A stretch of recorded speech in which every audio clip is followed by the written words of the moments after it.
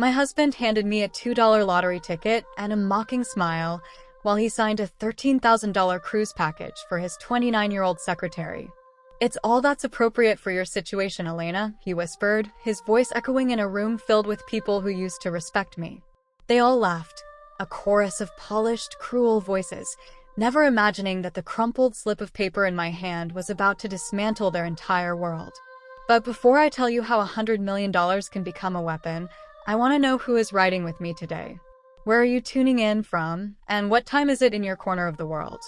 Drop a comment, let me know you're here, because this story isn't just about money, it's about the moment a ghost decides to haunt the living.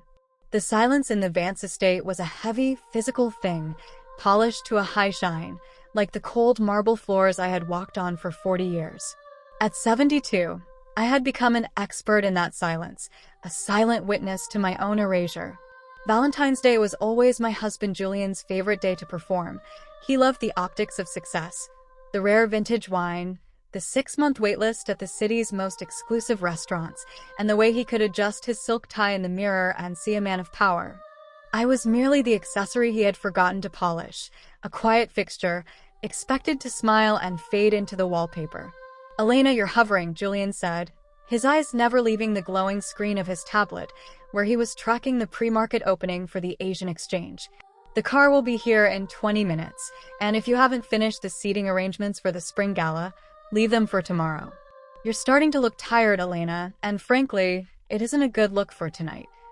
I stood by the frosted window, watching the sleet hit the glass, feeling the chill seep into my bones. "I was just thinking about our first Valentine's Day," I said softly, the words feeling thin in the air.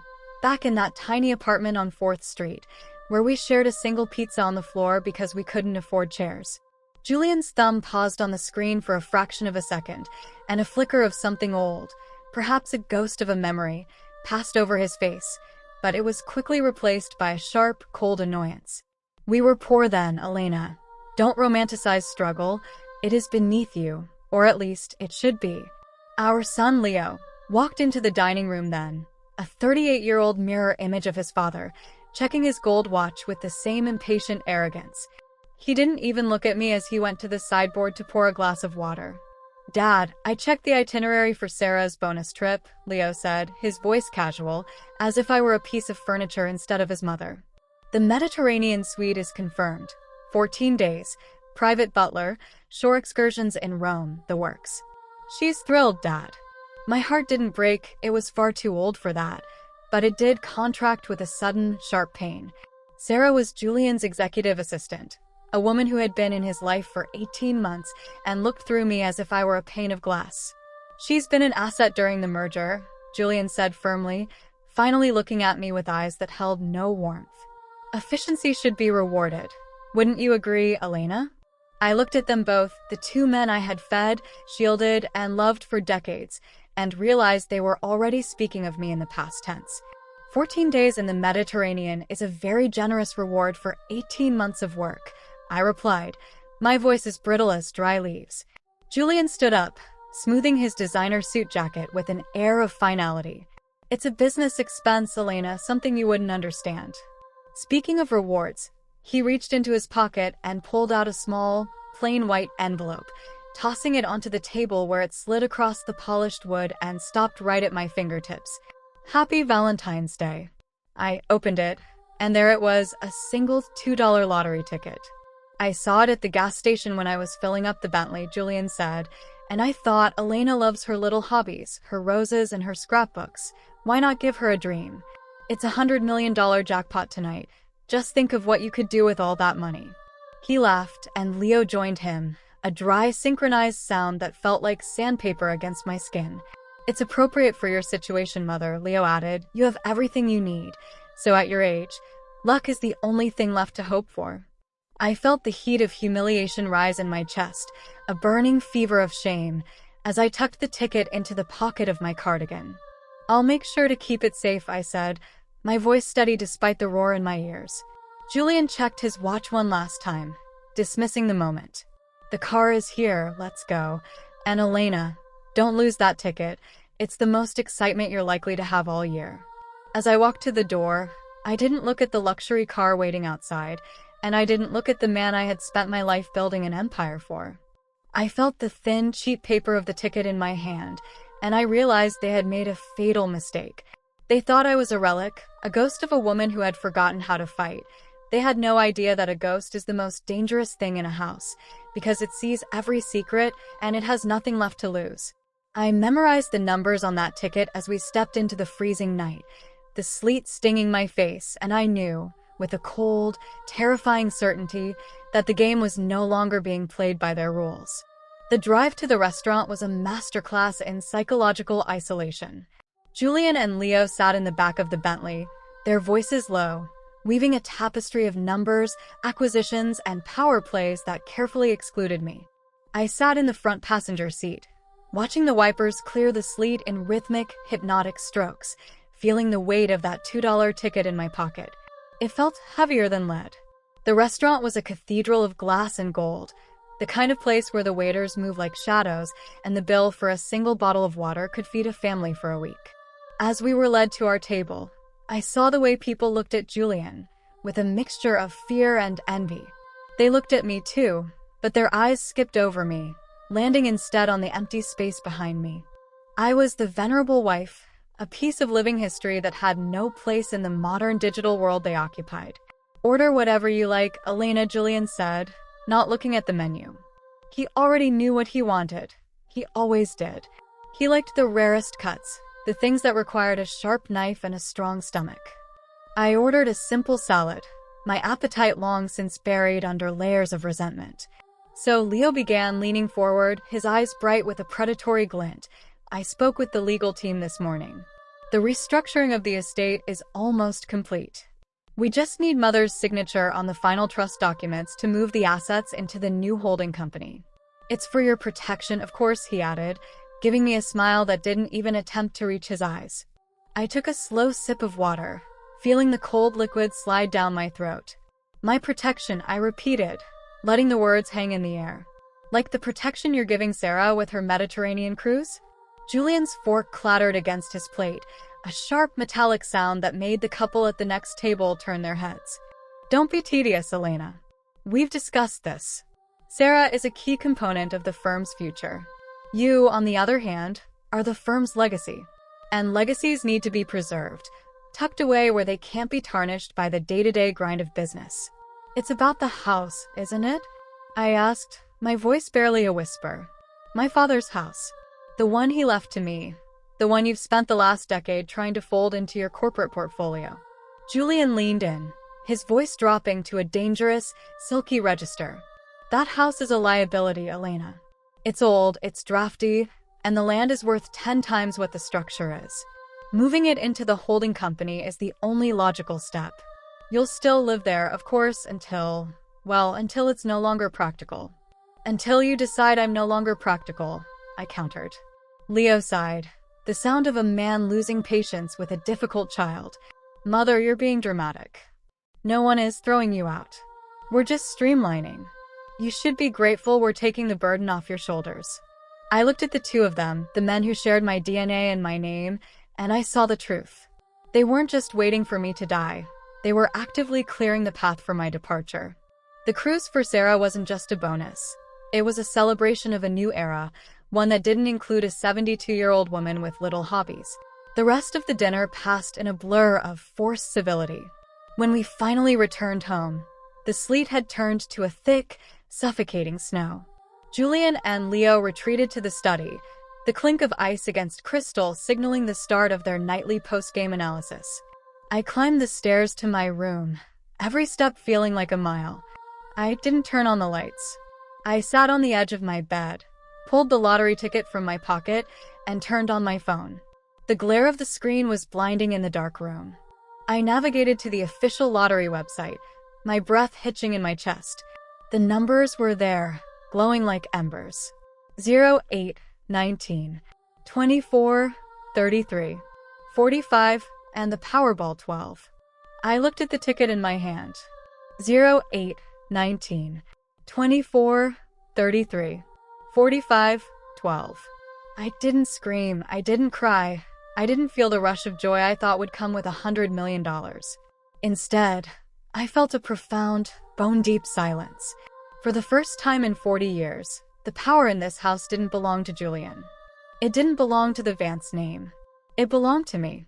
I walked to the vanity and looked at myself in the mirror. I saw the wrinkles, the silver hair, the weary eyes of a woman who had been told she was worth nothing more than a $2 scrap of paper. But behind those eyes, something else was flickering to life. A spark of the girl I used to be, before Julian Vance had convinced me that my only value was in my silence. I didn't go to sleep. I spent the next 4 hours in the dark, planning. I thought about the files Silas Thorne had mentioned, the offshore accounts, the way Julian had been bleeding my father's estate dry to fund his investments. I realized that Julian didn't just want the house. He needed the house. He was drowning, and he was planning to use my legacy as a life raft. At 3 a.m., I heard the study door open and the heavy footsteps of Julian and Leo as they went to their respective rooms. I waited until the house settled into that hollow midnight stillness. Then, I grabbed my coat and a small leather-bound address book from my bedside table. I didn't take the car. I walked to the end of the driveway, the snow crunching under my boots, and called a taxi from a burner phone I'd kept hidden for months. "Where to, ma'am?" the driver asked, looking at me with a mixture of curiosity and concern. "The Mitchell nursing home," I said, my voice clearer than it had been in years. "And please hurry. I have a long-standing appointment with the truth." As the taxi pulled away from the Vance estate, I looked back at the darkened windows. I thought about the Mediterranean cruise, the appropriate gift, and the signatures they were so eager to get. They wanted me to sign my life away, but they had forgotten one very important detail. You can't trick a ghost if she's the one who knows where all the bodies are buried. The Mitchell nursing home was a place of beige walls and the relentless, rhythmic ticking of clocks that seemed to count down the final seconds of forgotten lives. I walked past the night nurse's station, my head down, my breath hitching as the smell of antiseptic and old flowers filled my lungs. Room 412. My mother, Grace, was awake, her small frame propped up by pillows, her eyes fixed on the moon hanging outside her window like a cold, silver coin. "Elena," she whispered, her voice a thin thread of silk. "You're late. I thought the cold might have finally claimed you." "The cold is in that house, Mother, not in the air," I replied, sitting on the edge of her narrow bed. I took her hand. Her skin felt like a bird's wing, fragile and ready to shatter. "Julian and Leo, they're moving on the house. They want me to sign the deed over to a holding company next week. They're calling it a protection plan." Grace's grip on my hand tightened with a strength that shouldn't have been possible for a woman of 90. "They've been hollowed out, Elena. Both of them. Men like Julian don't build empires because they're strong. They build them because they're terrified of being small. And Leo. Leo is just a shadow of a shadow." She turned her head, her eyes sharp and knowing. "Did he give you the ticket?" I pulled the crumpled paper from my pocket. "He gave it to me as a joke. He told me it was all I deserved. He wanted me to feel the weight of my own worthlessness." And she prompted. "I won, Mother. All of it. The $100 million jackpot." The room grew so silent I could hear the snow tapping against the glass. Grace didn't gasp. She didn't celebrate. She simply exhaled, a long, weary sound of relief. "Karma isn't a hammer, Elena. It's a seed. You plant it with your actions, and you wait. Sometimes it takes 40 years to bloom, but when it does, the scent is unmistakable." She pointed to her old leather handbag sitting on the nightstand, the one she never let the nurses touch. "Open it. Behind the lining, there's a key. It's for a safe deposit box at the First National on Elm. Inside, you'll find the real history of the Vance Corporation. Your father didn't just leave you the house, Elena. He left you the controlling interest in the land the company sits on. Julian has been paying rent to a trust he thought he controlled, but the trust was always yours. He's been embezzling from his own wife for 2 decades to keep his vanity projects alive." I felt a cold shiver race down my spine. "Why didn't you tell me sooner?" "Because you weren't ready to be a ghost," she said, her eyes closing. "You were still trying to be a wife. You had to see the $2 ticket for yourself. You had to feel the sting of the Mediterranean cruise for the secretary before you would be willing to burn the kingdom down." I left the nursing home at 5 a.m., the sky a bruised purple. I didn't go back to the estate. Instead, I went to a 24-hour diner, ordered a black coffee, and waited for the sun to rise. I had $100 million in my pocket and a key to Julian's coffin in my bag. I called Silas Thorne as the first light hit the snowy pavement. "Silas," I said, my voice vibrating with a new, dangerous energy. "I need you to freeze every asset connected to the Vance Holding Company. And I need a private investigator. I want to know exactly what Sarah is carrying in those designer suitcases when she boards that ship." "It's going to be a bloodbath, Elena," Silas warned, his voice low and gravelly. "Are you sure you want to do this to your own son?" I looked at my reflection in the diner's window, a woman who had been dismissed, diminished, and discarded. I thought of Leo's smirk when he told me I was a legacy that needed to be tucked away. "Leo made his choice when he decided to help his father steal my father's house," I said. "He isn't a son anymore. He's a business associate. And in business, Silas, you have to protect your investments." I spent the next 3 days in a high-end hotel under a false name, working with Silas and a team of lawyers who didn't care about my age, only about the size of my retainer. We moved with the precision of a surgical strike. We claimed the lottery prize through a blind LLC named the Grace Legacy. The money cleared faster than I expected, a mountain of gold that sat waiting for my command. By the time the day of the cruise arrived, Julian was in a state of high-strung euphoria. He thought he was 10 hours away from total freedom. He thought he was leaving a broken old woman behind to rot in a house he was about to sell. I returned to the estate just as they were loading the luggage into the car. Julian looked at me, his eyes hidden behind expensive sunglasses. "There you are," he snapped. "Where have you been? You missed the final briefing." "No matter. The papers are on the desk in the study. Sign them before noon. Leo will check the digital copies from the airport." "I hope you enjoy the cruise, Julian," I said, standing in the foyer, my arms crossed. "I hope the Mediterranean is as blue as they say." "Don't be morbid, Elena," he said, checking his gold watch, the one I'd bought him for his 50th birthday. "It's just a trip. We'll be back before you even realize we're gone." I watched them drive away, the exhaust from the Bentley hanging in the cold air like a parting curse. I waited until the gates clicked shut. Then I went into the study, picked up the $500 fountain pen Julian loved so much, and wrote a single sentence on the top page of his protection plan. "The ghost has moved out, Julian. And she took the house with her." I didn't sign the deed. I signed a notice of eviction. The gates of the estate groaned as they slid shut, a sound like a heavy iron bolt sliding into place on a tomb. I stood in the center of the grand foyer, surrounded by 40 years of curated perfection.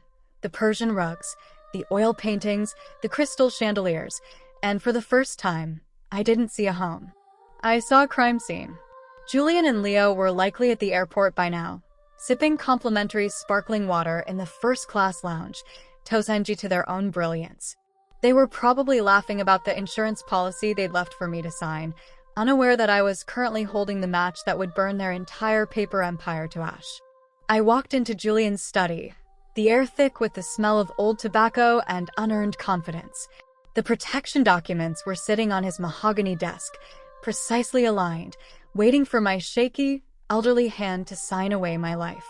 I picked up his favorite fountain pen, feeling the cold weight of the gold nib. I didn't sign the papers. Instead, I pulled out my phone and dialed Silas Thorne.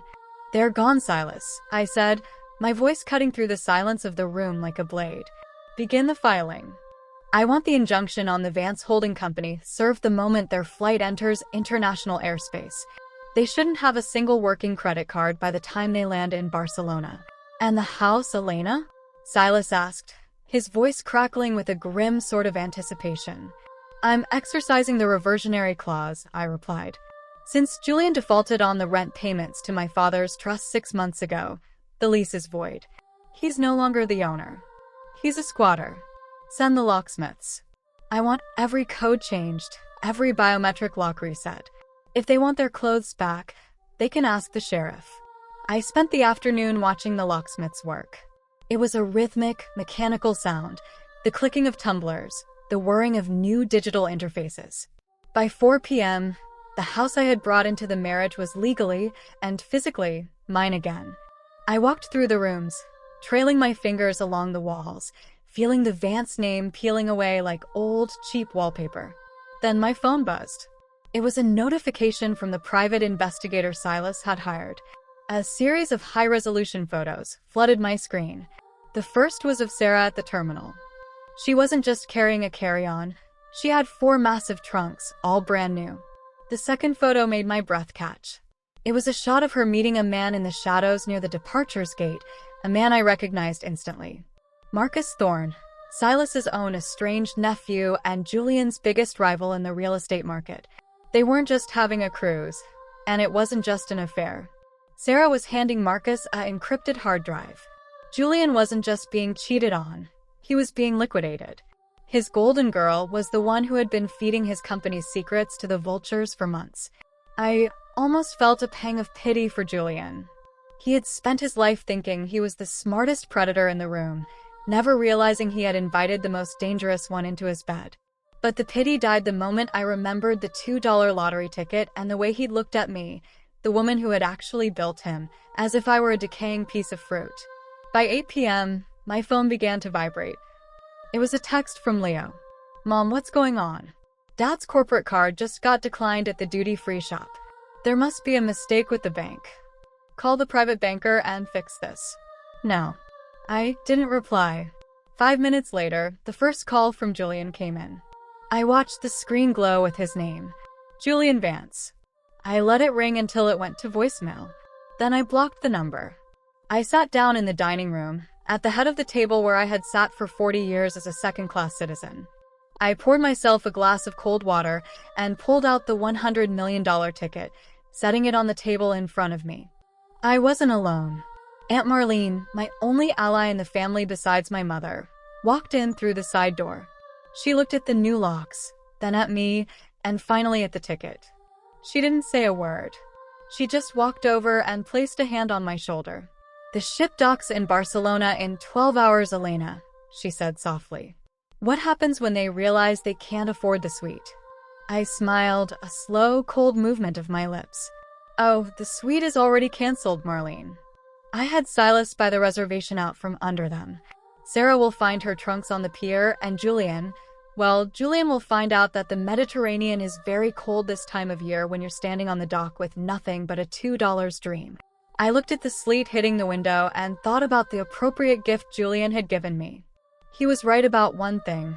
Luck really is the only thing left to hope for. But tonight, Julian Vance was fresh out of luck. The house felt different that night. It wasn't just the new locks or the absence of Julian's heavy, commanding presence.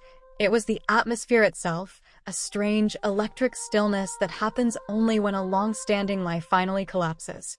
I walked through the dark corridors, my heels clicking on the marble, no longer a ghost but the master of the house. Every shadow seemed to pull back as I passed. I sat in the library, the only room Julian had never bothered to modernize with his cold, glass and steel aesthetic. This room still belonged to my father. I pulled a heavy, leather-bound ledger from the bottom shelf, the one Grace had told me about. Inside, tucked between pages of estate taxes from the 1970s, was a thin, blue folder. It contained the original land lease. Julian had always bragged about owning the downtown skyscraper where Vance Corp was headquartered, but the fine print told a different story. He didn't own the dirt. I did. And the rent was 40 years overdue. My phone, lying on the mahogany table, began to scream. Not just a buzz, but a frantic, relentless vibration. One call after another. Leo. Julian. Then a number I didn't recognize, likely Sarah's. I let them ring. I wanted them to feel the silence. I wanted them to stand in that crowded, noisy airport in Barcelona, surrounded by strangers, and realize that the only person who could save them was the woman they had mocked over a $2 lottery ticket. Finally, at midnight, I answered. I didn't say a word. I just waited. "Elena? Elena, answer me." Julian's voice was ragged, stripped of its usual boardroom polish. There was a frantic edge to it, the sound of a man who had just looked into an abyss and realized there was no bottom. "What have you done?" "The bank. They've frozen everything. The corporate accounts, the personal lines, even Leo's trust. They're saying there's an ownership dispute and a pending investigation for fraud. Fix this." Call the board and tell them it's a mistake. It isn't a mistake, Julian, I said, my voice as calm as a frozen lake. It's a valuation. I'm simply assessing the assets of the estate, just like you and Leo were doing at dinner. Mother, listen to me. Leo's voice broke in, sounding thin and desperate. I could hear the terminal announcements in the background, a sharp, digital chime that punctuated his panic. We're in Spain. We can't even pay the taxi to the hotel. They took the luggage, Mom. They're holding Sarah's trunks because the card was flagged as stolen. You have to send the wire. We'll talk about the house when we get back, I promise. The house is already settled, Leo, I said, leaning back in my father's chair. The locks were changed 4 hours ago. Your belongings are being packed into boxes as we speak. I've instructed the staff to leave them at the end of the driveway. I suggest you find a very cheap hotel, though I'm not sure how you'll pay for it. Elena, you've lost your mind, Julian hissed. I built that company. I built this life. You built it on my father's land with my father's money while you treated his daughter like a servant, I countered. You gave me a lottery ticket, Julian. You told me luck was the only thing I had left to hope for. Well, it turns out I'm the luckiest woman in the world. I have $100 million, I have the deed to this house, and I have the evidence of your embezzlement. But most importantly, Julian, I have the one thing you never could buy. What? He spat. I have the time to watch you fall. I hung up before he could respond. The silence returned, but this time, it was sweet. I looked down at the $2 ticket, glowing under the desk lamp. Tomorrow, I would claim the prize officially. Tomorrow, I would start the foundation in Grace's name. But tonight, I was going to do something I hadn't done in 40 years. I went to the kitchen, made myself a simple piece of toast, and sat on the floor, just like Julian and I had done on 4th Street. But this time, I wasn't dreaming of a future. I was finally living in the present. The next morning, the news broke. Not the news of the lottery winner. I kept that buried in the LLC. But the news of the Vance Corp collapse. The Mediterranean suite scandal made the front page of the business section. Julian and Leo were stranded in Barcelona, and the woman they had traded me for, Sarah, had already disappeared with the encrypted drive, leaving them to face the Spanish authorities alone over the gifted company assets she'd tried to smuggle. I walked out into my garden, the sleet finally replaced by a pale, winter sun. The roses were dormant, waiting for spring. I touched a thorny stem, feeling the life vibrating beneath the bark. I am Elena Vance. I am 72 years old, and I am finally, for the first time in my life, exactly where I belong. The following week felt like a slow-motion demolition. I spent my mornings in the sunroom, not with a watering can, but with a team of forensic accountants who moved through Julian's digital footprint like a fire through dry brush. Every time they uncovered a hidden account or a falsified ledger, it felt like another link of a heavy chain falling off my wrists. I received a letter 5 days after the Barcelona collapse. It wasn't an email. Julian was too terrified of the digital trail. It was a frantic, handwritten note sent by a cheap international courier. The paper was thin, smudged with what looked like sweat or grease. Elena, they've taken my passport. The Spanish authorities are asking questions about the transfer of intellectual property Sarah had in her trunks. She's gone, Elena. She vanished the moment we touched down. Leo is sick, he's barely eating. We're staying in a hostel that smells of damp and rot. Please, if there is any shred of the woman I married left in you, send $10,000 to the Western Union attached. I'll sign whatever you want. Just bring us home. I read the letter twice. Then I set it down on the marble counter next to my morning tea. There was no shred of the woman he married left. That woman had died the moment he handed her a $2 lottery ticket and laughed at her situation. I picked up my phone and called Silas. He's asking for money, Silas. $10,000. Don't do it, Elena, Silas said, his voice hard. The moment you send a cent, you're providing him with the resources to hire a lawyer to fight the eviction. Let him sit in that hostel. Let him see what a small life actually feels like. I'm not sending it, I said, watching a lone sparrow land on the bird feeder outside. But I am going to respond. I want to send him a gift. An appropriate one. I went to the local convenience store, the very one where Julian had bought that ticket with a smirk. I bought another $2 Mega Millions ticket.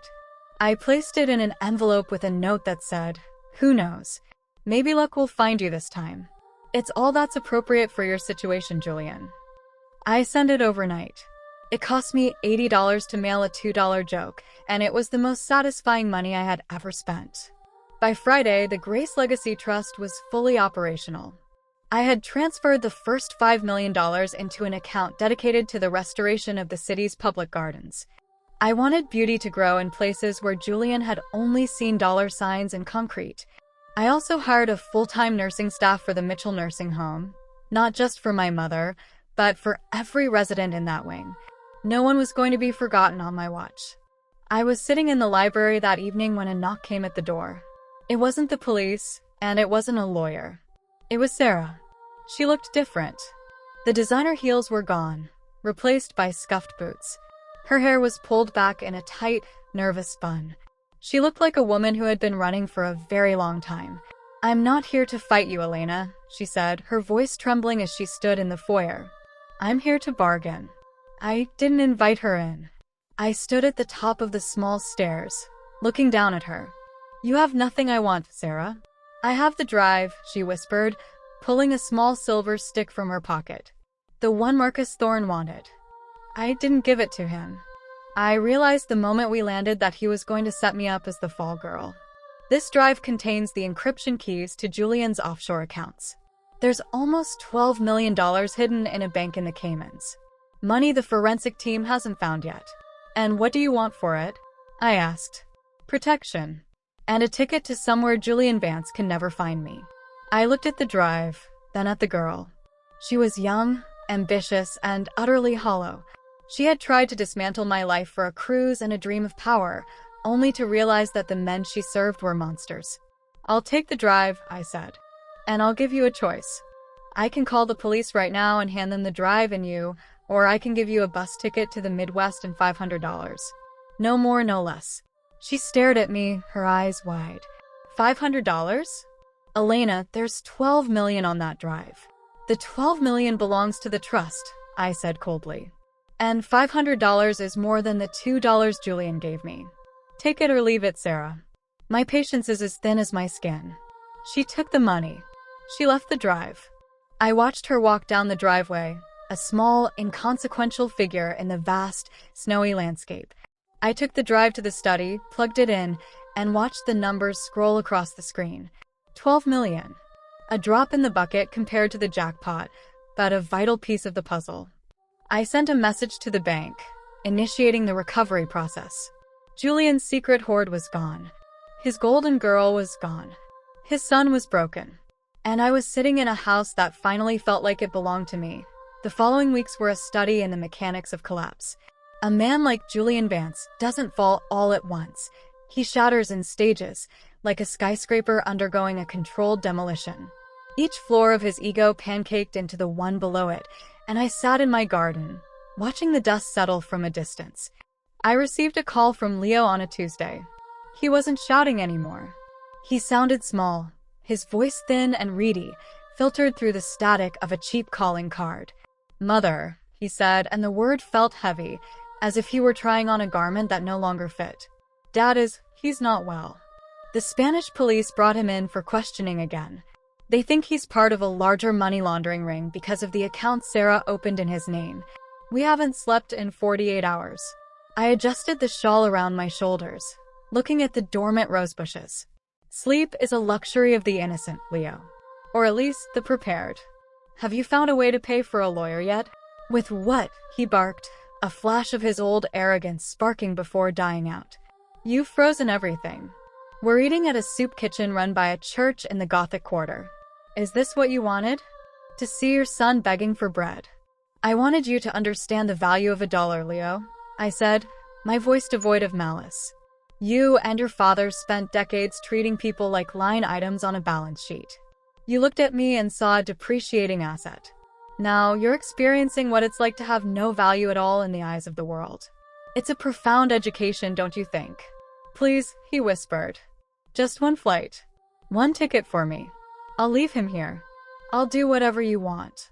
The betrayal was complete.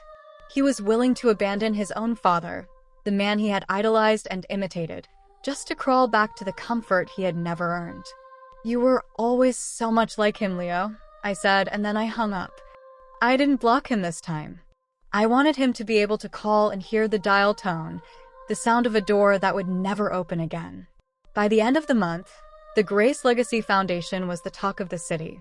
I remained anonymous, a shadow benefactor, but the work was visible everywhere. We broke ground on a new wing for the public library, and I personally oversaw the design of the memory garden at the Mitchell nursing home. I visited my mother every day. She was fading, her spirit thinning out as it prepared to depart, but her mind remained as sharp as a diamond. You look younger, Elena, she remarked one afternoon, her hand resting in mine. The weight of that man was aging you more than the years ever could. The house is quiet now, Mother, I told her. I've cleared out his things. The study is a library again. The Bentley has been sold and the proceeds donated to a shelter for displaced families. It's a good house again. And the men, she asked. Julian is facing extradition.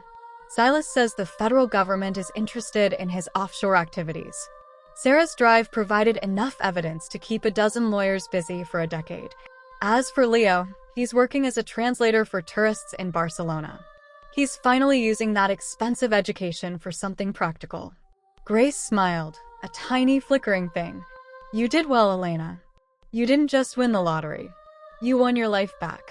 She passed away 2 days later, peacefully, in her sleep, surrounded by the scent of the lilies I had brought her. Her funeral was small, private, and filled with the people who had actually loved her, Marlene, Silas, and the nurses who had cared for her. There were no Vance men in the front pew. No corporate logos. No performances. After the service, I walked through the cemetery alone.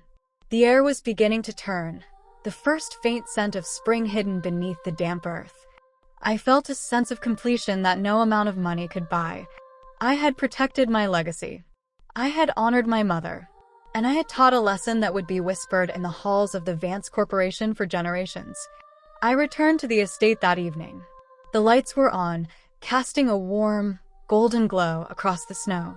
I walked up the steps, my hand trailing on the stone railing my grandfather had built. I reached into my pocket and pulled out my keys, not the ones Julian had given me, but the ones I had claimed for myself. I stepped inside, and for the first time in 40 years, the house didn't feel like a museum or a tomb. It felt like a home. I walked to the kitchen, poured a glass of water, and sat at the table. I pulled out my phone and looked at the comments on my latest post, a simple photo of the new garden. "Where are you watching from?" I had asked. The responses were from everywhere. London, Tokyo, a small town in Ohio, a bustling street in Mumbai. Thousands of people, all connected by a story of a woman who refused to be erased. I am Elena Vance. I am 72 years old. I am a millionaire, a gardener, and a survivor. But most of all, I am free. And that, I realized as I watched the moon rise over my father's land, is the only jackpot worth winning.